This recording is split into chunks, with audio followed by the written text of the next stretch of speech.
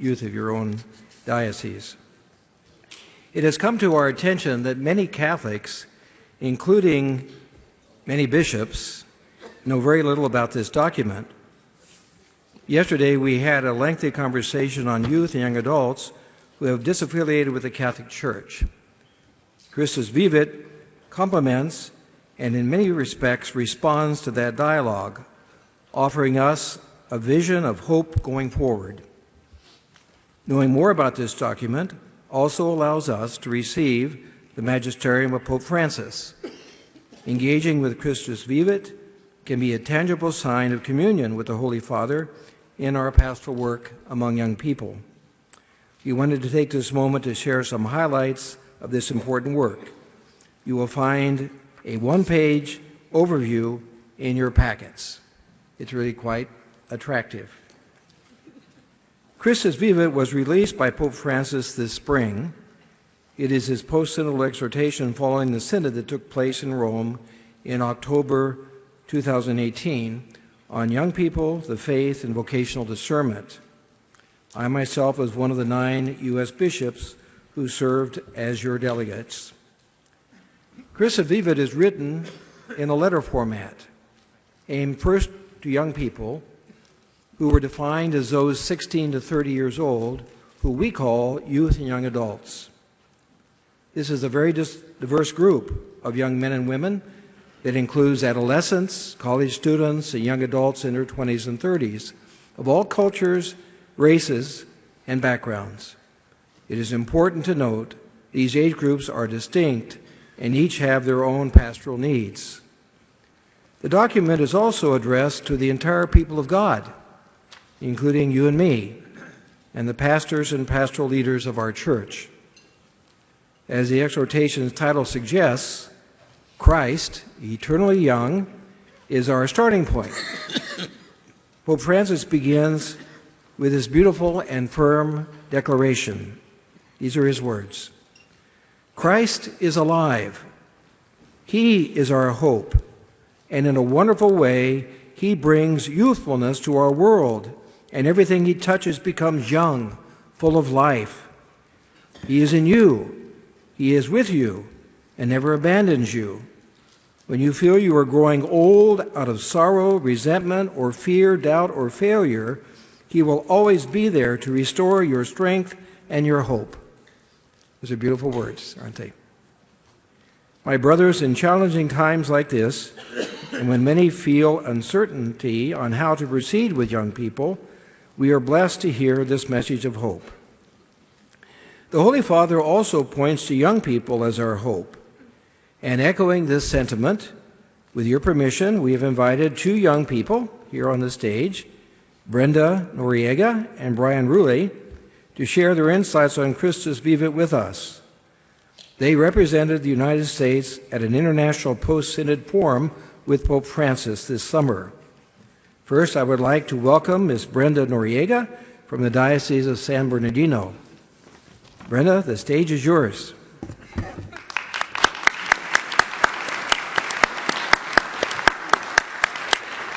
Thank you, Archbishop Chaput, and thank you, bishops.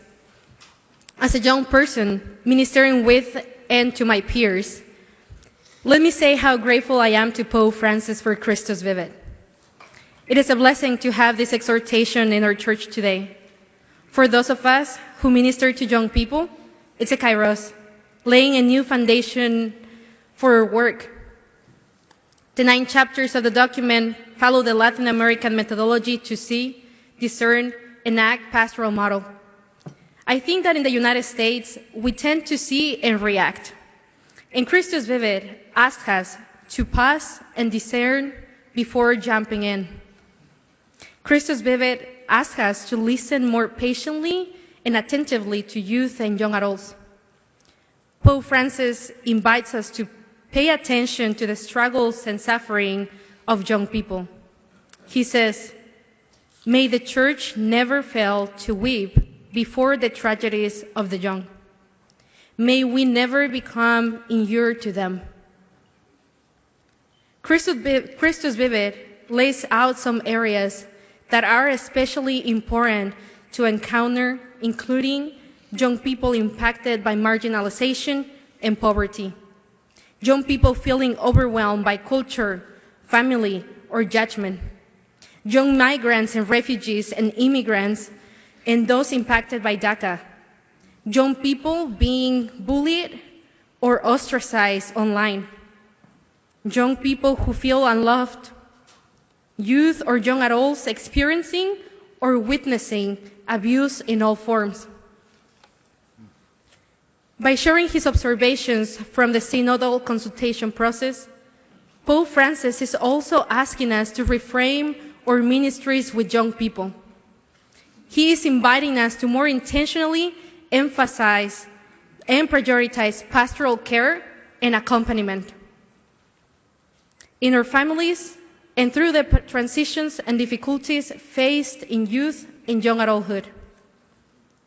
One of my favorite chapters is chapter 4, which is Pope Francis' pastoral response to the frustrations faced by young people. I like to call this chapter the chapter of hope. In a kind and loving way, the Holy Father reminds youth and young adults of 3 truths. First, that God loves them, that young people are not worthless, that they matter to God, and because of that, they should matter to us. Second, that Jesus suffers alongside and saves them through the cross, reminding them that they are not alone. Jesus walks with them, and we are called to do the same. Third, that Christ is alive, that there is hope. He does not want us to be caught up in the negative statistics, but wants us to find grace and hope and light in all young people, regardless of their engagement or disengagement with the church. I myself find hope in the young people who are raising their voices about the environment, human dignity, and injustices, reminding us that prayers are always accompanied by actions. I also find hope when I see you, our pastors, willing to listen to us, to teach us, and accompany us on the journey like spiritual fathers. And for that, I thank you. Now, my fellow forum delegate, Brian Root, from the Catholic Apostolate Center, and a student at Catholic University of America in Washington, will also share his insights about this document. Please welcome Brian Root.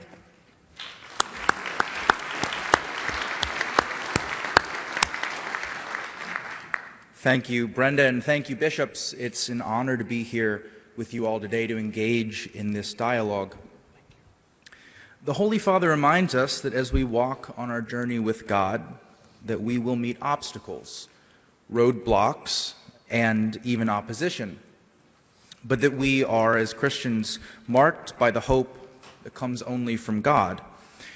For us to have this hope and to make this journey, Pope Francis echoes Pope Emeritus Benedict XVI's call in Deus Caritas Est for a deep and personal encounter with the risen Christ that is made manifest, among other ways, through our deep and personal relationships with others.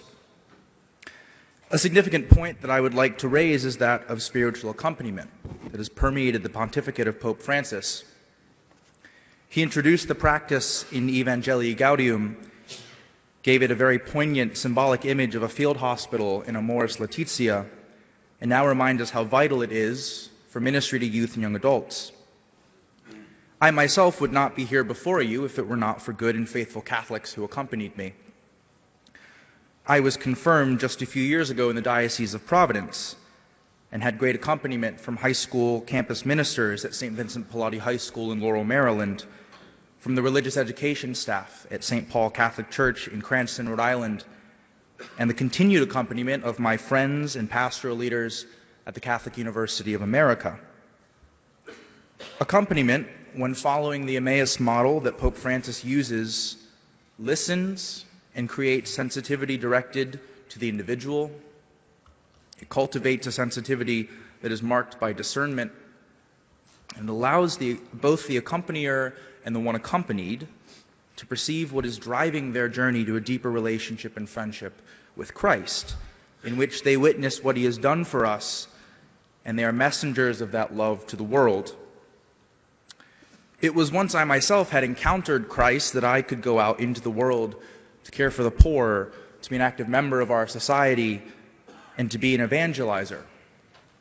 This is the missionary call that all of the baptized have received. In Christus Vivit, Pope Francis uses a word that's a bit unfamiliar to our English lexicon. He asks us, the young people, to be protagonists, or protagonisti in the Italian.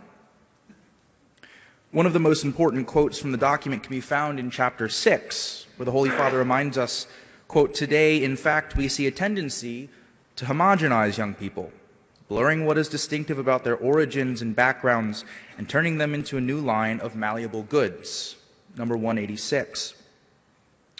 We're warned against this homogenization that looks broadly at young people as those young people and assumes that all local, ethnic, racial, cultural, linguistic, and socioeconomic realities are the same, and that is dangerous.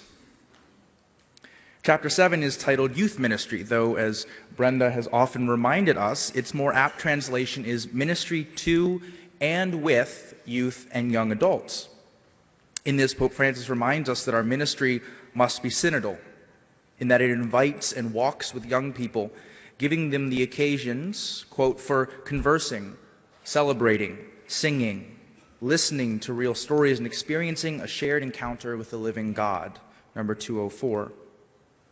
In this, we can cultivate an organic, perhaps even sometimes messy encounter with youth and young adults. In chapter 8, Pope Francis so beautifully writes, quote, "The salvation that God offers us is an invitation to be part of a love story. Interwoven with our personal stories, it is alive and wants to be born in our midst so that we can bear fruit just as we are, wherever we are, and with everyone all around us." Paragraph 252. Our individual stories do not occur in a vacuum. It is only when we come to know the stories of our brothers and sisters in Christ that we form the greater story that God is writing. Thank you for this opportunity to share our thoughts and reflections on Christus Vivit.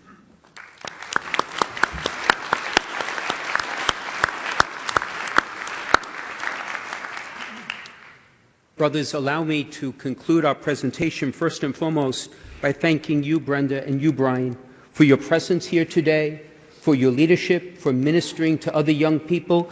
Your presence here gives us great encouragement and hope. So thank you both. Thank you.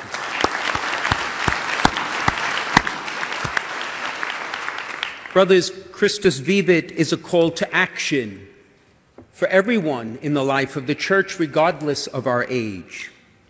Our Holy Father calls our young people to step up and, quote, make a ruckus, find their place in leadership. He invites those of us who are older to rediscover our own youthfulness and the joy of that youthfulness that is rooted in enduring hope. He challenges everyone in leadership to invest more in youth and young adults. And for those of us who share the Episcopal ministry, he asks us to walk with and learn from young people. This call to action is really a moment of grace that, allow me to say bluntly, a moment of grace that we should not and cannot allow to slip away. I know I speak for all of us here on how inspired and grateful we all are for the many women and men who have taken up ministry and walk daily with young people and young adults in our parishes and schools and dioceses around the country, often with limited resources. Our Holy Father expresses that same gratitude with this quote from Christus Vivit, 99th chapter. And I draw your attention to this one line: their efforts are like a great forest that quietly grows, a forest that is enduring, that is life-giving, that works quietly. So allow me to offer 4 points for our common discussion and for our enduring reflection. First, for those of us in leadership, I ask that we all take the time to read Christus Vivit from cover to cover and engage in dialogue with our co-workers in the vineyard, our priests and deacons, our religious women and men and lay leaders in our diocese, to dialogue with them and open up the richness of this document to enrich our ministries. Secondly, we who have the privilege to live here in the United States are aptly and uniquely able to receive this exhortation because we already have a large infrastructure of varying organizations filled with professional, dedicated, and creative people who are already ministering to young people and young adults. We, as bishops, are being asked to invest and learn in those services and organizations already at our service. These are just some of the ones we're familiar with. The National Federation for Catholic Youth Ministry that serves our teenagers and adolescents. LARED, which works with our Hispanic and Latino young people. The Catholic Campus Ministry Association, which works with our students in colleges and universities around the country. The National Advisory Team for Young Adult Ministry that particularly supports our ministries with those who are in their 20s and 30s.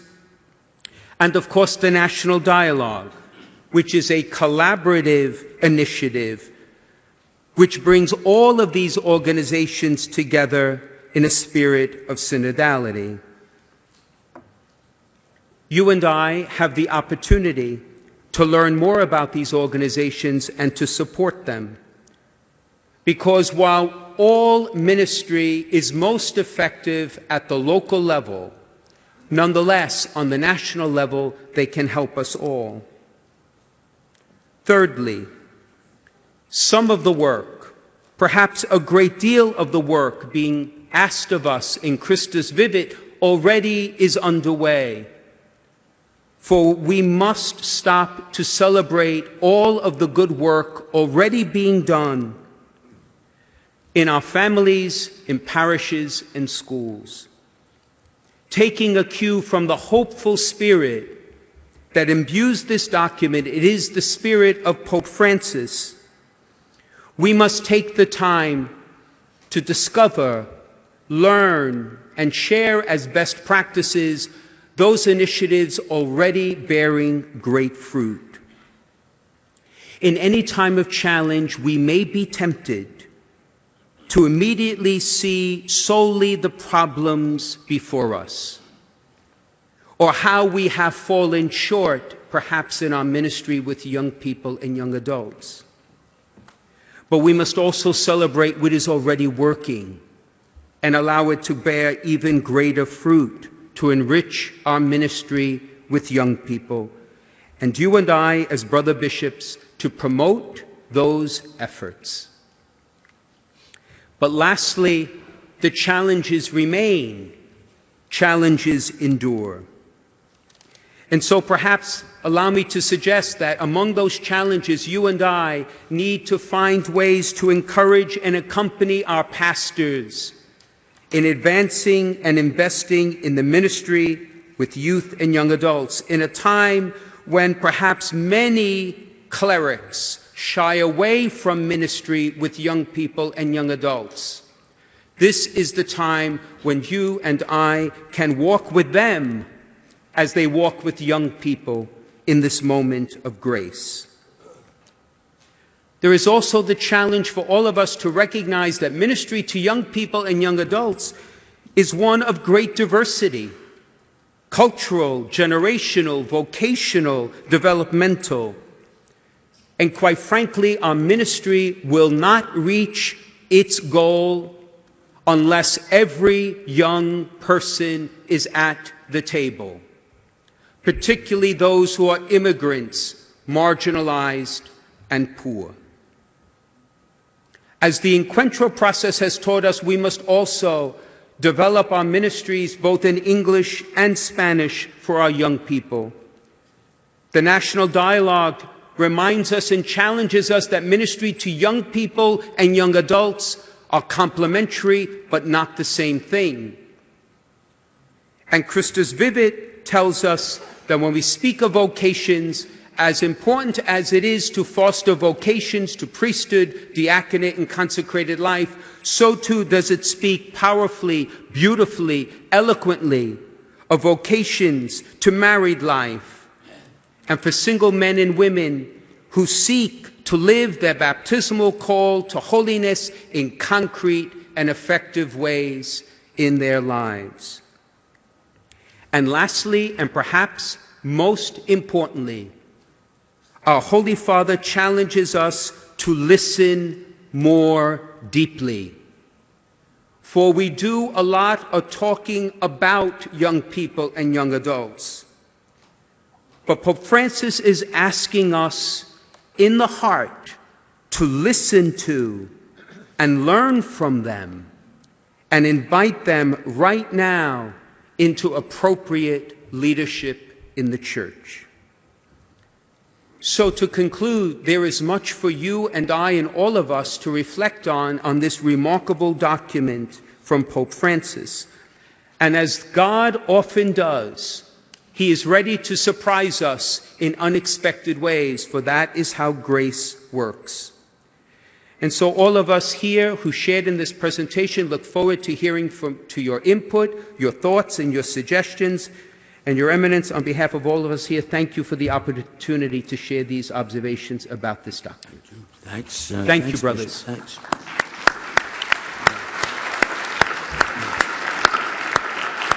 Thanks, Bishop Caggiano. Thank you, Archbishop Chaput.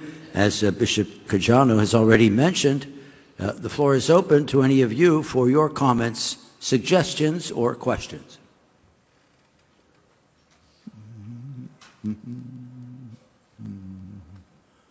Silence in the room. I don't see. At this point, Charles, do you have some concluding comments? One thing needs to be said, a word of thanks to our staff. Once again, you know, our committee is a committee on laity, marriage, family life, and youth. That's a lot of different things. And we have a committee that works very, very hard. The person responsible for kind of organizing our focus on the youth is Paul Zarzembowski, who's up here on the stage with us. I want to especially thank him for his good work. So Paul, stand up. But all of them, ladies and gentlemen, stand up so we might thank all of you for your good work. Thank you. Thank you, Your Eminence.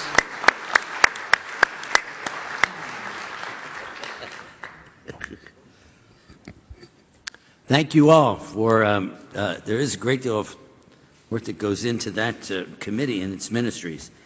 We have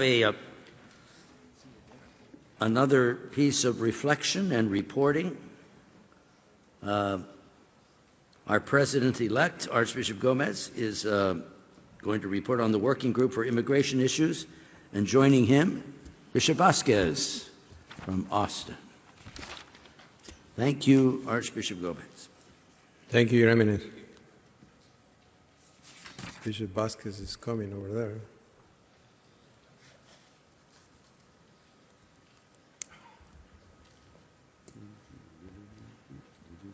So, dear brother bishops, Bishop Vasquez and I, on behalf of the Working Group of Immigration, are grateful today to present recent immigration updates and invite a dialogue on their implications for all of us, particularly our immigrant brothers and sisters. We'll be concentrating on 5 items: refugee resettlement, DACA, policies at the southern border. We're supposed to have all that there. TPS and best practices among our dioceses and communities. There are many more topics we could address in the area of migration, but we have narrowed it to this today in the interest of time. Regarding the U.S. Refugee Resettlement and Admission Program, we continue to see drastic cutbacks in the number of refugees this administration is allowing to be admitted into our country.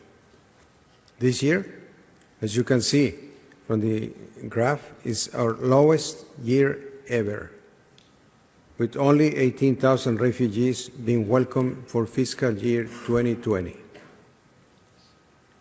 In previous years, the average number of refugees allowed each year by Republican and Democratic president has been about 95,000. So we understand what is going on here is truly a great reduction in our commitment to refugees. What is concerning is that we are cutting these numbers at a time when the need is greatest. The United Nations says that there are almost 26 million refugees in the world today. On those, the UN says more than 1 million have no other option but to be resettled in another country. Traditionally, the United States has been the largest refugee resettling nation in the world. Our domestic resettlement system is considered a model for public-private partnership. But with these drastic cuts by the administration, we see many domestic programs that resettle refugees are closing. In 2016, there were 325 programs around the country that resettled refugees. As of today, 51 programs have closed permanently, and another 41 programs are set to be closed in the coming months. Our Catholic Charities programs across the country, which have been serving refugees for over 40 years, have also been hurt. 18 programs permanently closed, and 10 more programs in danger of being closed in the coming months. So we remain extremely concerned about this situation and our nation's commitment to providing safety and refuge for those facing life-threatening persecution. Along with the reduction in refugees, we also face an executive order that allows state and city officials to turn away refugees from their communities. This order will create a confusing patchwork across the country, with some places welcoming refugees and others refusing them. This executive order will likely be challenged in court. Now we turn to DACA, or the Deferred Action for Childhood Arrival Programs. Created in 2012, the program currently enables about 700,000 young people to work legally, attend school, and live without the fear of deportation. Today, as we all know, the Supreme Court is holding oral arguments on the DACA cases. The bishops, along with Catholic and ecumenical partners, submitted a friend of the court brief on this issue. In our brief, we argue that the DACA program is needed to protect family unity. We note, for example, that nearly 256,000 children born in the United States have at least one parent who is a DACA recipient. We also explain that DACA recipients and the larger Dreamer community are leaders in our parishes, contributors to our economy, and are essentially Americans, but except for the immigration status. We expect an outcome to the DACA case in the late spring 2020. While we support continuing the DACA program, we know it is no substitute for immigration reform. We continue to advocate for Congress to provide a path to citizenship for Dreamers. Only changing the law will give these young people solid protection and security for their families.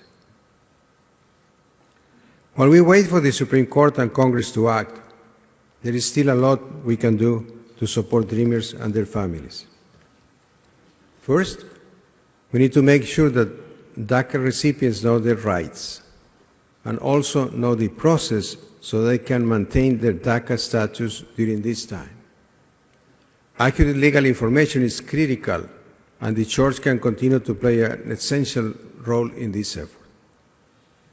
Next, we need to keep praying for our dreamers and their families, as well as the lawmakers and Supreme Court justices.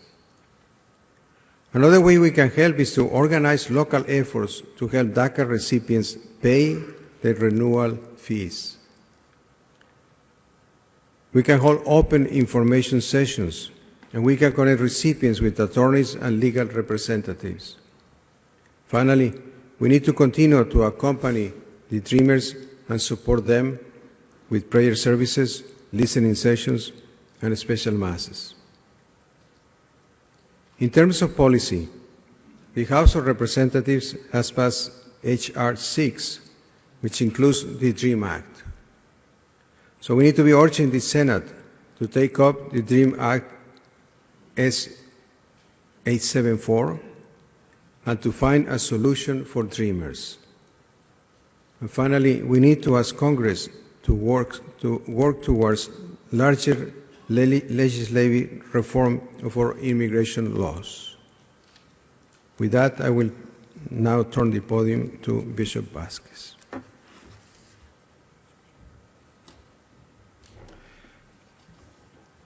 Brother Bishops, next we turn to the policies that have been implemented at the U.S.-Mexico border and their implications on human life and dignity.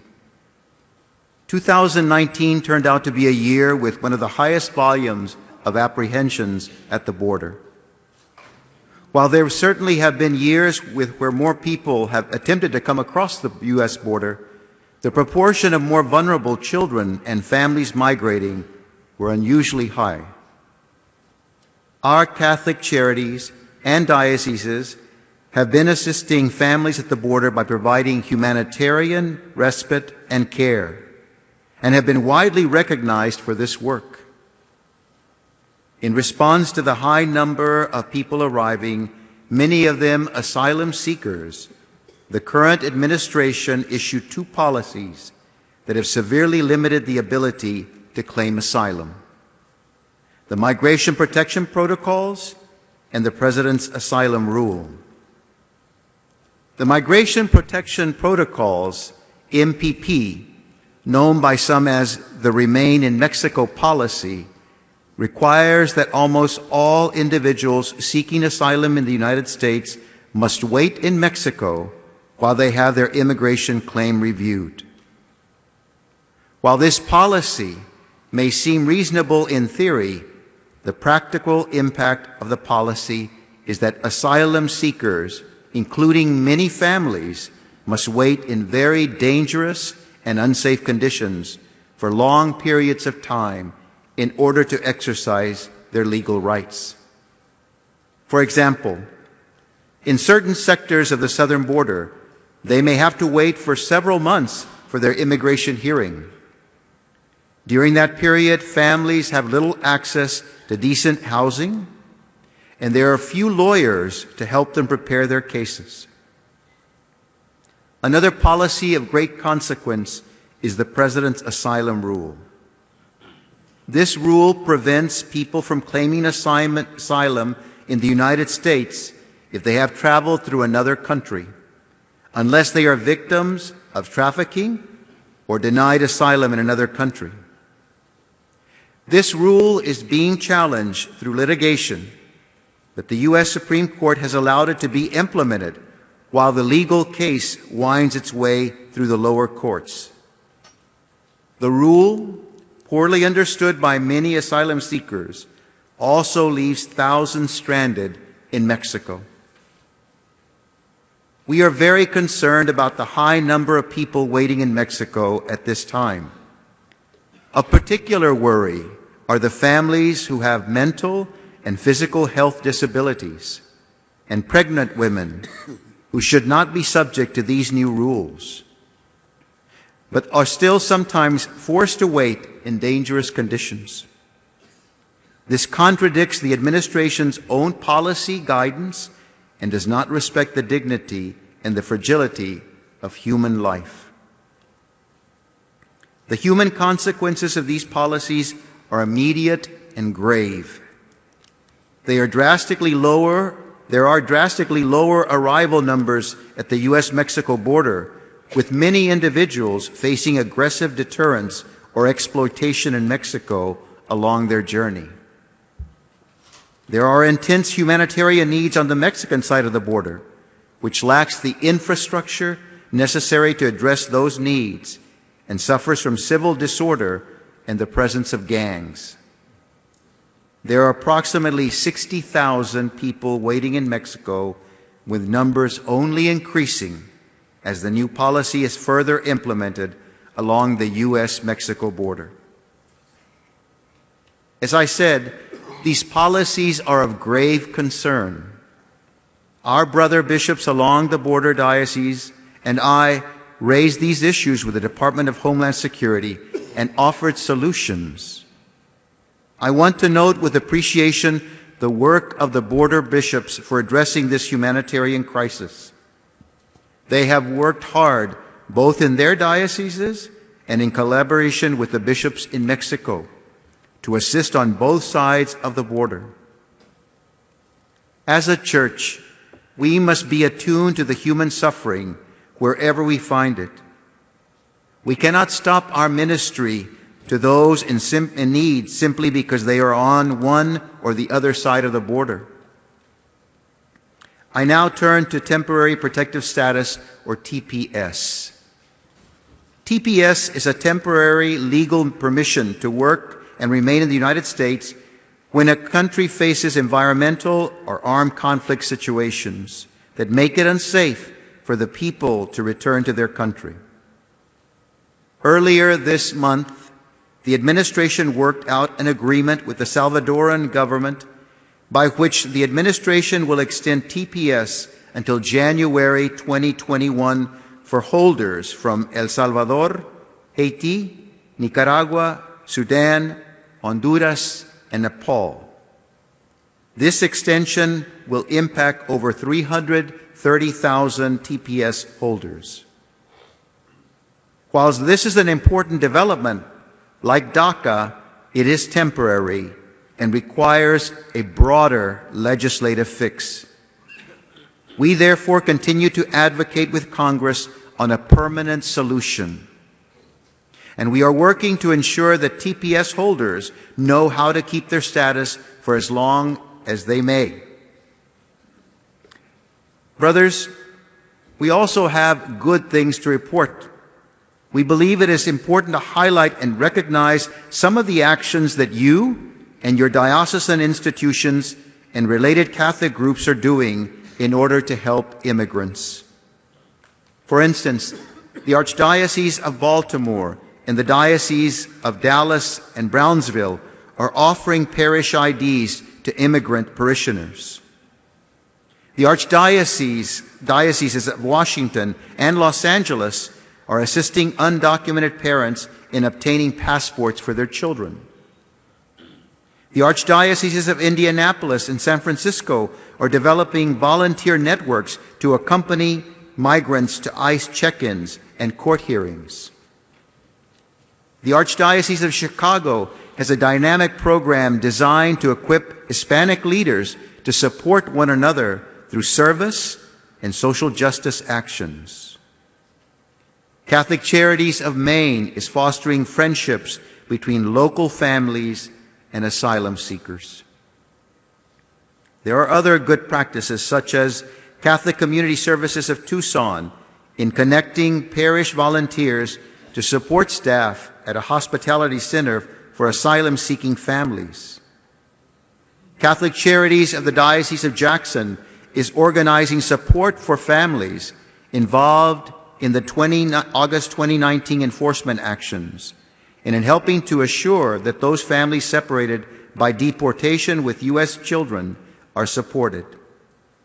They have also testified about recent raids at congressional hearings.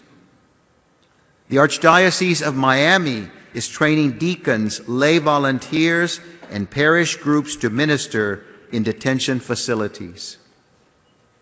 We share these examples of our church's work in order to show there are things that we can do and to encourage all of us to do more. Now I turn the podium back to Archbishop Gomez.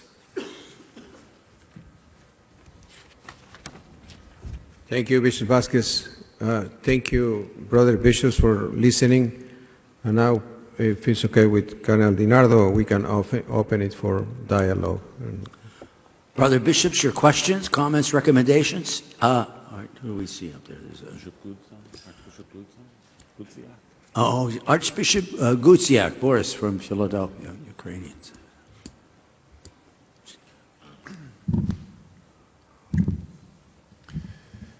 I think no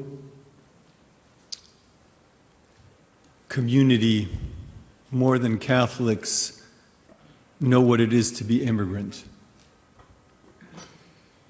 I'm grateful to this country which received my parents who had nothing.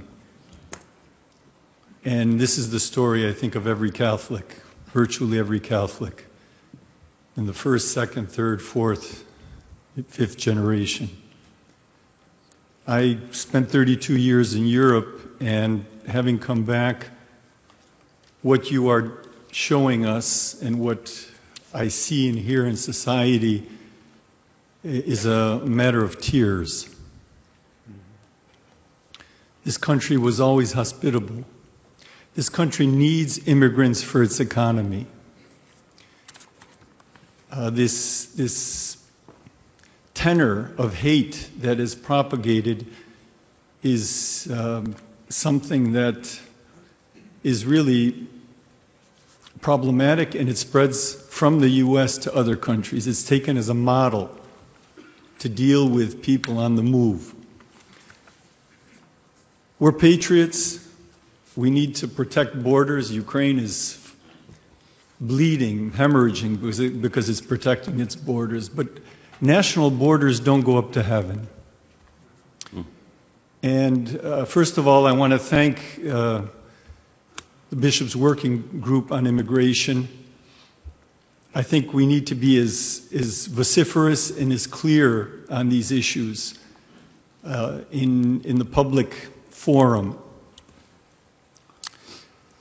I think we need to find heroes among our immigrants to show society and those that balk at the truth how rich our legacy is because of people coming to this country.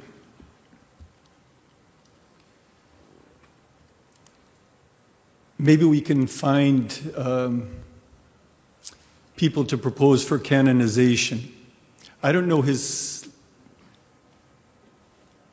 family history well, but at the Knights of Columbus convention, I was profoundly moved by the story of Kendrick Castillo. The name, the beauty of his face show that he's a Latino. I think he's a martyr. Maybe this is premature, but I think the church, the Diocese of Denver, would do well to consider opening up his cause for beatification. I'm very proud that we have the Archbishop of Los Angeles, a Latino, as head of our conference. And I hope that our conference and the Catholic Church can stand for the poor, those who come to this country with hope, and those who are suffering the most. Thank you, Archbishop.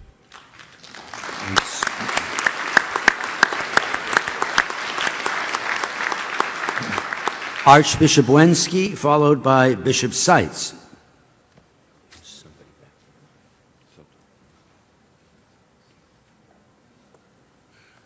Well, we do have a heavenly intercessor, because tomorrow we will be celebrating the feast of Mother Cabrini, who was an immigrant and an American citizen and a saint. So we should keep her, ask her to pray for us as we face these very serious issues. And DACA is a real serious issue. And we have legislation in the House that was passed. I think it was House Bill 6, right? And House Bill 6 has a solution for DACA and also for TPS recipients. The Senate has not taken it up. And there is a bill now in the Senate, another DREAM Act bill, that if the Senate passed it, then hopefully in conference, the two chambers could work out a unified piece of legislation that would provide that path to citizenship for these people. We came close a little over a year ago when DACA was about to be rescinded, and the administration rescinded DACA, or ordered it rescinded, in order to avoid a lawsuit from about a couple dozen states that were going to sue the government because they felt that that administrative order by President Obama was unconstitutional. When it looked like DACA was going to be rescinded permanently, there was a lot of pressure in Congress to provide a solution. And then the law of unintended consequences showed itself because I think it was the Ninth Circuit, basically put a stay on the rescission, and so DACA continued, but that allowed Congress to kick the can down the road and not provide a solution. The Supreme Court, you know, who knows how they're going to decide, but I think there's a good chance that DACA will fail, or the Supreme Court will agree with the administration. And partly because even when DACA came out, President Obama didn't think it was constitutional until he did. So, and all DACA is a limbo status. You know, every 2 years, these people have to pay about $500 to extend their limbo status. It doesn't provide them with a path to citizenship. So we really have to recognize that while the Supreme Court might interpret the law, it's Congress that makes the law. And we have to put pressure on our senators to take up the DREAM Act and to get something that the two houses can get together and solve the problem. And they should try to solve it before June, which is when the Supreme Court will probably make its decision, and before June, when the country will be very distracted because of political conventions. So the time to act is really right now. Thank you, Archbishop. I agree. I think it is important it seems to me that two things. One, continue to educate our people on who the DACA young people are, or the ones that are in that situation, that they understand that they are normal, good people. And then also talk to the senators or the elected officials, encouraging them to address the issue, which has been the problem and still. So hopefully we can continue to do that these coming months. Bishop Seitz, followed by Bishop Cousins. I'd very much like to thank the committee for your very important work. I think in so many ways these issues surrounding immigration are a battle for the soul of our country, right along with the abortion issues that we've been dealing with for a long time. I'd like to just make two very brief points. I'll try to make them as briefly as I can. First of all, Bishop Vasquez alluded to the problem that is now facing us. It's using a phrase we've used before, a true humanitarian crisis on the other side of the border. Tens of thousands of people stuck there with no place to go. They've sold everything. They've taken out loans, and they have fled their home countries. They cannot go back without facing serious consequences, and they can't go forward. No resources. We cannot, as the church that has the name Universal, turn our eyes from this crisis right at the door of our country. Many people in our nation seem to have looked in other directions once they ceased crossing in such numbers, but we can't allow that to happen. And so I'd ask you to be conscious of this need and do what you can to support any efforts to assist those people that are left there in this limbo. Secondly,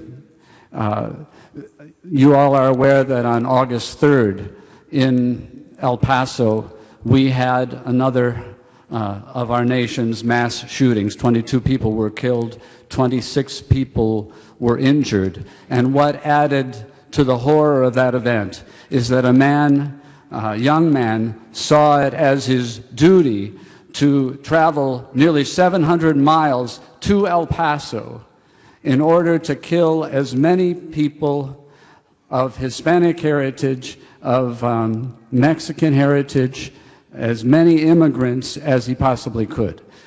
I think it reveals that at least as a significant element, and certainly not the only reason that people would call for a limitation of immigration, but a significant element in this mix is a rising racism in our country.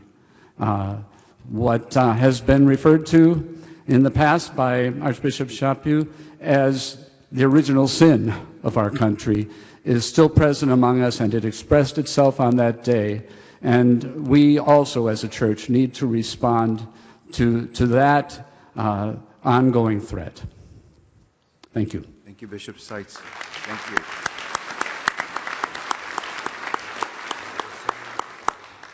They don't have. Okay.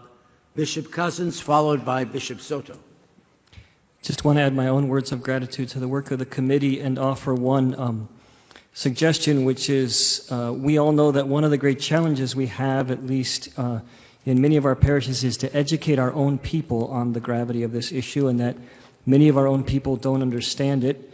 One of the ways we found some success in the Archdiocese of St. Paul, Minneapolis, is we've been taking some of our DACA youth on tour in our suburban parishes where we think that people wouldn't understand what we're doing. And I have gone there, I'll celebrate a Mass, I'll preach a homily, and I'll invite the people of the parish to come to a session afterwards where we simply have our DACA youth tell their story. How is it that they came here? What are they doing here now? And they're difficult stories often to listen to, but we found it helpful to have that moment of encounter with people who might disagree with the Church's teaching on immigration as a way to try to influence them. Thank you, Bishop Cousins. Bishop Soto, followed by Bishop Habash. My thanks to the good work of the Bishops' Working Group on Immigration, and just wanted to highlight that we just celebrated Veterans Day, and that among the veterans there's a significant number of immigrants and children of immigrants who have made the supreme sacrifice and are serving their country, and that the policies of the administration are a betrayal of the ideals and the sacrifices that these men and women have made and that their families have made. Thank you, Bishop Soto. Bishop Habash, followed by Cardinal O'Malley.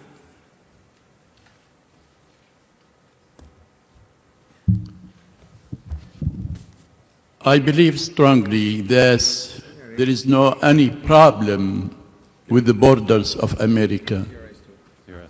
I wish I could extend my voice to American administrations and to say the borders of America, nobody can hurt these borders.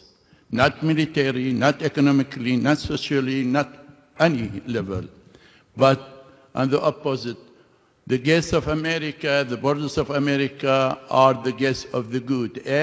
Most of the people came to America are blessing for America.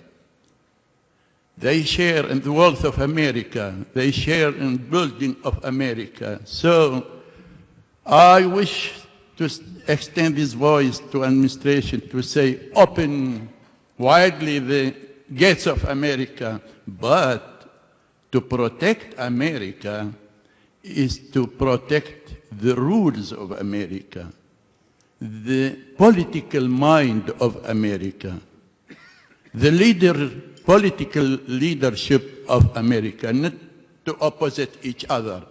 The Democrats opposite the Republican and vice versa. Here is the problem of America, and that reflects a wonderful society and the most generous society in the world, most generous nationality or country or nation in the world. This is the problem of America. To look at America as nation of immigrants, and if we close the gates of America and from the other, we are committing mortal sin against this wonderful nation. But there is people, they hurt America, they hate America, and they are very, very openly welcome to America under many political reasons or by very undercover reasons as well.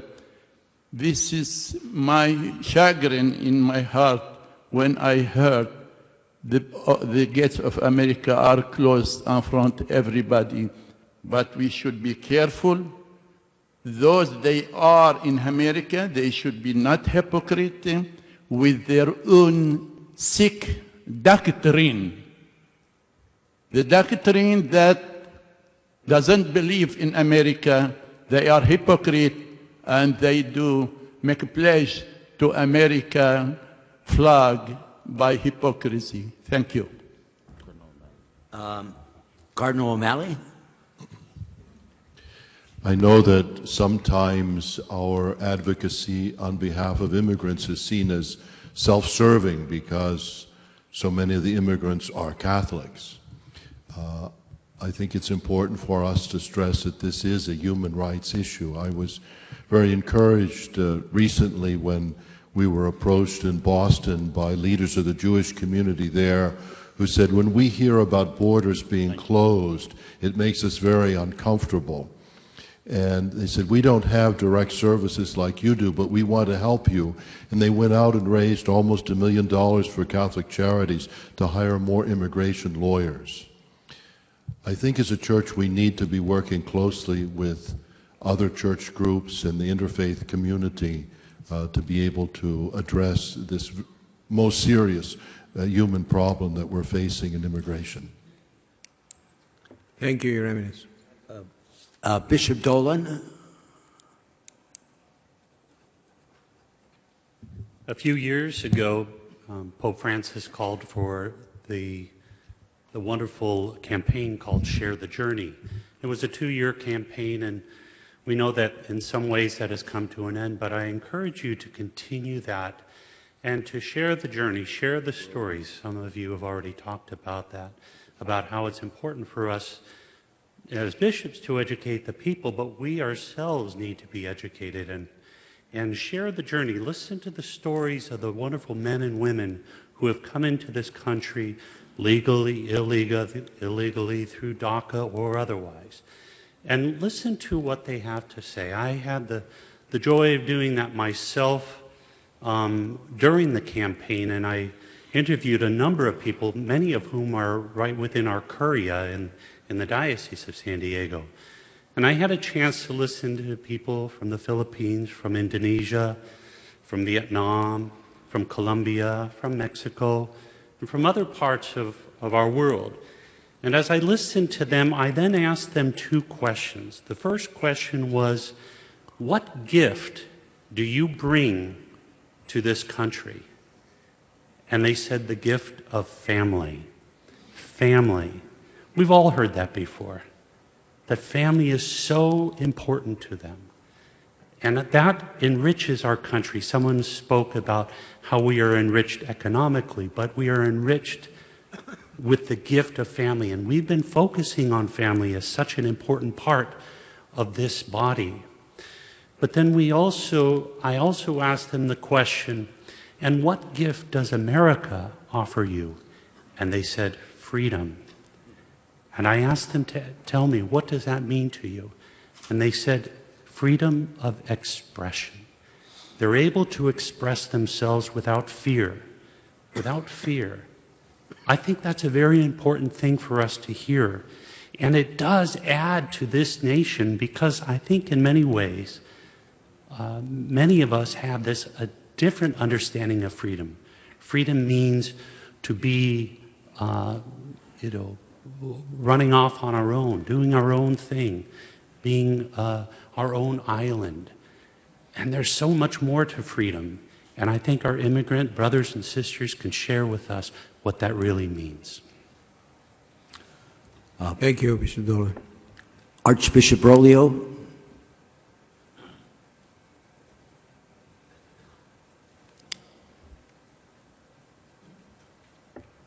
Dovetailing on something that Bishop Soto said and also that Cardinal O'Malley said, 12 years ago when I was asked to take over the Archdiocese for the military services, the Sostituto made the point that 1/3 of the U.S. military was Spanish-speaking, and they thought it would be a good idea to have a pastor who spoke Spanish. I can only imagine, although I don't have any statistics in that regard, that the percentage is higher at this point. So in a certain sense, the immigrant population is serving our country. It's one of the fastest ways to become a citizen. And so if it is self-serving, it's serving the whole nation. Thank you. Thank you, Archbishop.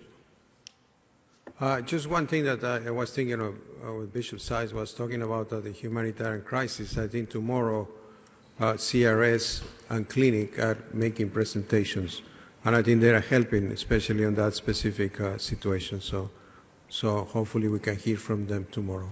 So thank you very much to you all. Archbishop Gomez, Bishop Vasquez, thank you for your presentation and for the work that is done.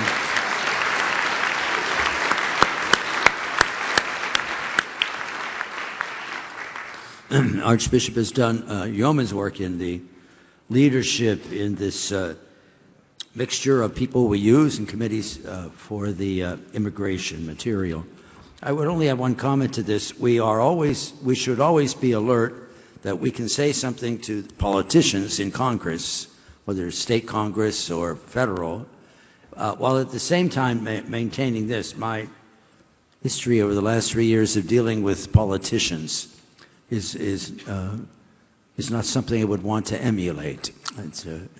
You're dealing with people who will look you in the face at 12 noon and say one thing, and at 4:45 in the afternoon do something totally different, and you still have to maintain some kind of relationship with them. And it gets very frustrating, but I think if we don't do it, we are a force to be reckoned with in the church, and I think that's important when we deal with the immigration issues. We are at the end of our meeting for today, and Monsignor, you have some announcements. Thank you, Your Eminence. Eminences, Excellencies, tomorrow morning there will be a meeting of the Metropolitan Archbishops and Senior Suffragans from 8:30 to 9:15 a.m. Documentation for this meeting was emailed to you, and we'll have additional copies if needed. That meeting will be held here in this General Assembly room, so the meeting will be closed for anything else during that period of time. Then regional meetings begin at 9:30 and proceed until 10:45 tomorrow morning, and we will reconvene in general session at 11 a.m. tomorrow morning. Please leave your voting pads here on the table. They will be collected this evening. Thank you, Eminence. With that, we are, I'm sorry. With that, we are adjourned till tomorrow. And as always, at the end of the day, we say the doxology. Glory be to the Father, and to the Son, and to the Holy Spirit, as it was in the beginning, is now, and ever shall be, world without end. Amen. Our Lady of Guadalupe, pray for us. In the name of the Father, the Son, of the Holy Spirit. Okay. Archbishop Berlioz wants to...